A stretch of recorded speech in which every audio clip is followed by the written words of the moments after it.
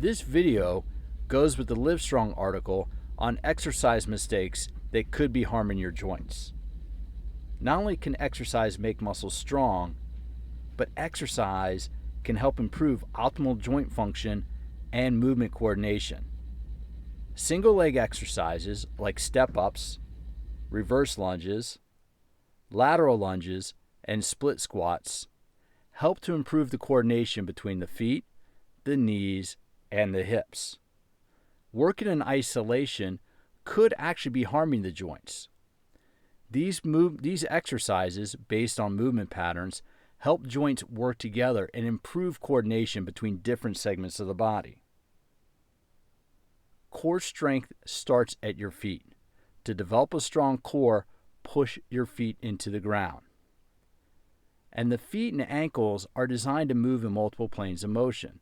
The feet can dorsiflex and point, that's plantar flexion. Dorsiflexion is coming up, plantar flexion is pointing away. They can evert and invert, and they can also pronate and supinate.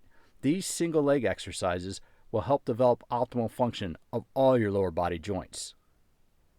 Progressing up to hinge movement patterns now. This is the Nautilus glute drive. The Nautilus glute drive is an excellent way to develop hip strength and hip range of motion.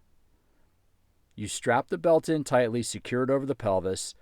You lie back, your spine is supported by the bench. That allows all the work to be done by the glutes. Adding the elastic band ensures maximal contraction of the muscles at full extension of the hip joints. To progress the hip hinge movement, using a cable machine allows you to counterbalance. The cable pulls you forward so you can focus on pushing the hips back to improve the range of motion.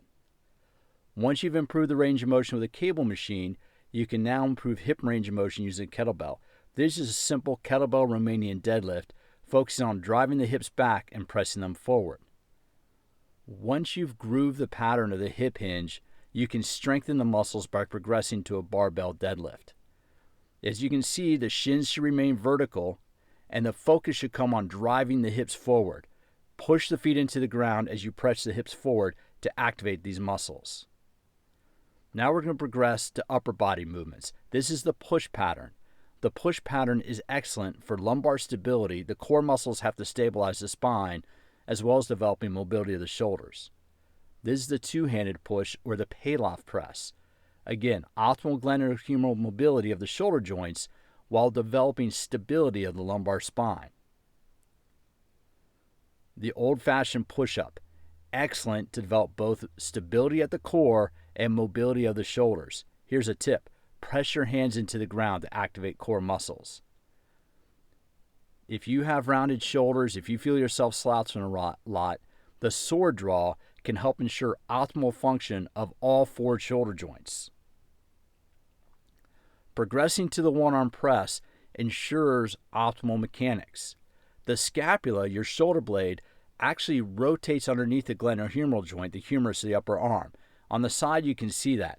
The scapula should rotate underneath the arm to support the joint. This exercise uses your hips and shoulders together to develop optimal core strength. This is the one-arm pull. The one-arm pull, again, core stability with shoulder mobility. Pressing your feet into the floor activates the core. This is a push-pull pattern. You push with the hand on the bench and you pull with the other arm to develop optimal thoracic mobility as well as core stability. This is a standing pull pattern. Engage the glutes, engage the hips, work on hip flexion while also maintaining optimal range of motion of the glenohumeral joint of the shoulders. This is the progression into rotation. Moving in this position on the floor is safe for the spine. Pushing the hand into the ground while rotating back with the shoulder blade improves the ability to rotate. This is a lunge with rotation, or lunge with a row. This rotational pattern coordinates the movement between the hips and the shoulders, ensuring all these muscles work together more effectively. This is one of the most effective rotation exercises you can do. Notice how the spine stays straight. The rotation comes from the hips. Push with one leg, pull with the other, rotate through the hips, rotate the thoracic spine to activate all core muscles. The final movement is the medicine ball lift. Again, The rotation, as you see, comes from the hips, not the spine. All these exercises can help your joints.